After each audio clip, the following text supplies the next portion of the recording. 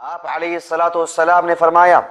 فزن العین النظر، آنکھ کا زنا یہ ہے کہ اس کا دیکھنا، یعنی اس کا کس طرح سے دیکھنا، اس کی کچھ تفصیلات آگے آئیں گی انشاءاللہ۔ پھر مزید آپ علیہ الصلوۃ والسلام نے فرمایا فزن اللسان المنطق، زبان کا گناہ یہ ہے کہ اس سے گفتگو کی جائے، یعنی اسے اس انداز میں گفتگو کی جائے جو اس کے آخری دہانے تک لے کر جانے والا ہے۔ اسی طرح سے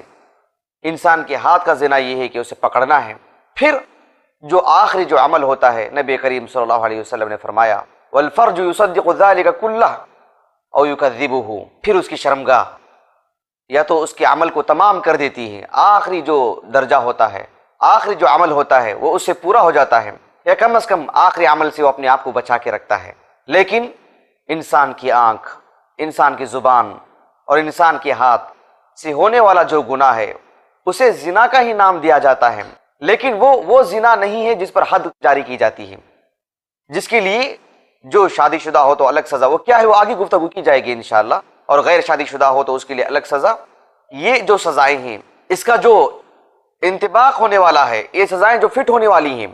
یہ اس عمل پر نہیں، زبان کا زنا ہے، آنکھ کا زنا ہے، اس عمل پر نہیں، لیکن وہ بھی زنا ہے، لیکن اسے چھوٹا نہ سمجھا جائے، یہ بڑے زنا کی طرف دعوت دیتا ہے، یہ بڑے زنا کی طرف غیر شعوری طور پر بہت جلد لے کر جانے والا گناہ ہے۔ نبی کریم صلی اللہ علیہ وسلم کی اس حدیث کو بھی آپ سامنے رکھیں جسے امام ابن ماجہ رحمہ اللہ نے اپنی سنن میں لے کر آئے ہیں۔ عبداللہ بن مسعود رضی اللہ عنہ کہتے ہیں کہ آپ علیہ الصلوۃ والسلام کے پاس ایک صاحب لائے گئے جن سے اسی طرح کا ایک عمل سرزد ہو چکا تھا۔ آپ علیہ الصلوۃ والسلام کے سامنے جب انہیں لایا گیا تو ان کا جو زنا کا جو عمل ہوا تھا وہ زنا نہیں تھا جو بالکل آخری درجے کا عمل جس میں ایک شخص اپنی شرمگاہ کو عورت کے فرج میں داخل کرتا ہے، وہ عمل نہیں تھا۔ عبداللہ بن مسعود رضی اللہ عنہ کہتے ہیں کہ ما دون الفاحشہ یا ما دون الزنا، یعنی وہ زنا ہی تھا لیکن وہ زنا نہیں تھا جو آخری درجے کا عمل ہے، یعنی بس ان سے ایک حد تک وہ عمل ہو چکا تھا، آخری درجے کا عمل نہیں۔ اس کو بتلانے کے لیے انہوں نے ما دون الفاحشہ یا ما دون الزنا انہوں نے کہا۔ نبی کریم صلی اللہ علیہ وسلم کے پاس آنے کے بعد آپ علیہ الصلوۃ والسلام نے رب العالمین کا پیغام انہیں وہ سنایا کہ اقم الصلاۃ طرفی النہار وزلفا من اللیل ان الحسنات یذہبن السیئات، کہ اللہ سبحانہ و تعالیٰ کی بارگاہ میں وہ سجدے کریں، نماز پڑھیں، نوافل کا اہتمام کریں، اس لیے کہ یہ جو عمل ہوا ہے، جو گناہ ہوا ہے، جو زنا کا ایک حصہ تھا، اس کی بھرپائی کے لیے یہ نوافل بہت ہی مؤثر طریقہ ہے کہ اس کی بھرپائی کے لیے نوافل کا اہتمام کیا جائے۔ نبی کریم صلی اللہ علیہ وسلم سے انہوں نے یہاں تک بھی سوال کیا کہ اے اللہ کے رسول، انجبار کی یہ جو صورت ہے، بھرپائی کی یہ جو صورت جو آپ نے بیان فرمائی ہے کہ نوافل کا اہتمام ہو، صبح و شام کی نمازیں ہوں، تو کیا یہ اور جو 5 وقتہ نمازوں کی جو بات ہے بالخصوص اس آیت کریمہ کے اندر آپ علیہ الصلوۃ والسلام کے صحابی نے کہا کہ اللہ کے رسول یہ کیا میرے لیے خاص ہے کہ 5 وقتہ نمازوں کی جو بات کہی جا رہی ہے، جو فرائض کی جو ادائیگی کا جو مطالبہ ہے، یہ کیا مجھ سے ہے کہ اگر میں اس کا اہتمام کرتا رہوں تو درمیان کے اس طرح کے اعمال خود بخود ختم ہو جائیں گے، یہ گناہ مٹا دیے جائیں گے؟ نبی کریم صلی اللہ علیہ وسلم نے فرمایا کہ نہیں، بلکہ جس کسی کو بھی ایسی صورت سامنے آئے گی، جس کسی کا بھی ایسا عمل ہوگا، سبھوں کے لیے یہ صورت ہوگی۔ یہ جو حدیث مبارکہ ہے، یہ حدیث مبارکہ کسی گناہ کو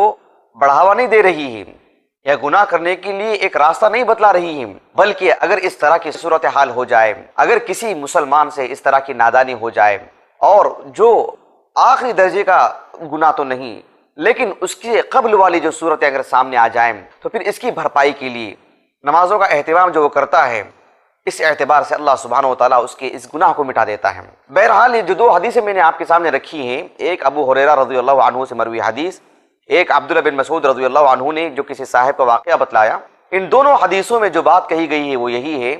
کہ زنا جب ہم کہتے ہیں تو اس عمل کو کہتے ہیں جو آخری درجے کا عمل ہے، لیکن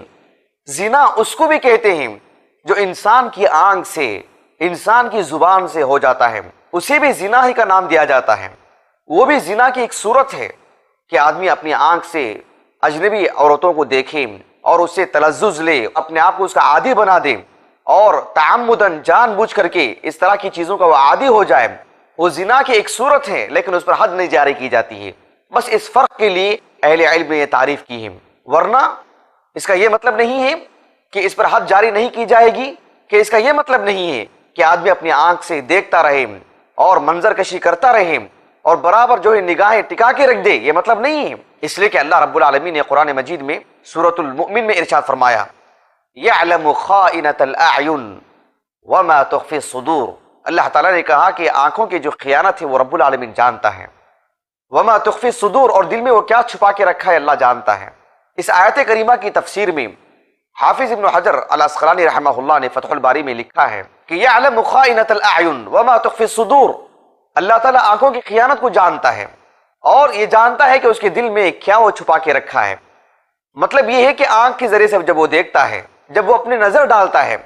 تو کیا وہ ایک نظر ڈالنے کے بعد اپنی نظر کی حفاظت کر لیتا ہے یا نظریں جما کے رکھتا ہے؟ اور نظریں جما کے رکھنے کے ساتھ ساتھ یہ بھی سوچتا ہے کہ اگر مجھے اس کا موقع مل جائے تو میں اپنا کام پورا کر دوں، اگر یہ چیز مجھے میسر ہو جائے جس کو میں دیکھ رہا ہوں، اگر وہ میرے ہاتھ لگ جائے تو میں اپنا کام بھی پورا کر کے رہوں گا۔ وما تخفی الصدور، اس کے دل میں کیا ہے وہ رب العالمین جانتا ہے۔ اسی لیے صرف اس دھوکے میں نہیں رہنا چاہیے کہ میں نے صرف آنکھ کا استعمال کیا ہے۔ ناظرین اکرام، آنکھ کا جو زنا ہوتا ہے اس سے متعلق آپ کے سامنے کچھ باتیں لائی گئیں۔ زبان کا زنا یہ ہوتا ہے کہ آدمی ایسی گفتگو کرے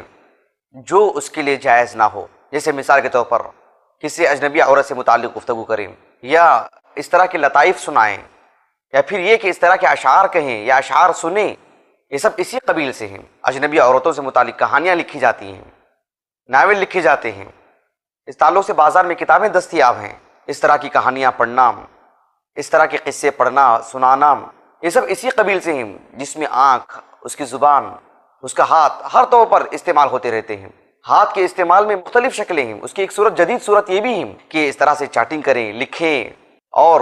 دوستانہ رکھیں، یہ بھی اپنے ہاتھ کا ایک استعمال ہے، زبان کا ایک استعمال ہے۔